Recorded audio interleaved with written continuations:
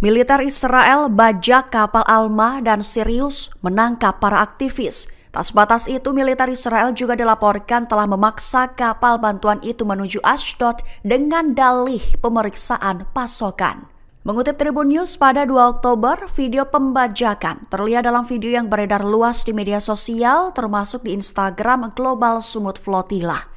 GSF mengeluarkan pernyataan pada Rabu 1 Oktober menuduh pasukan Israel melakukan intersepsi ilegal dan tindakan pembajakan, terkhusus terhadap kapal-kapal bantuannya yang menuju Gaza. Melaporkan bahwa pendudukan Israel mengumumkan keadaan darurat terhadap kapal-kapal tersebut, mengganggu sistem komunikasi dan menonaktifkan kamera pengawas hingga beberapa kapal terputus kontak. Sementara 4 ranjau laut terdeteksi di dekatnya dan lebih dari 20 kapal perang Israel terlihat mengepung armada itu. Armada Solidaritas Gaza menekankan bahwa kapal-kapal mereka memiliki tujuan utama menuju jalur Gaza, bukannya ke pelabuhan Israel.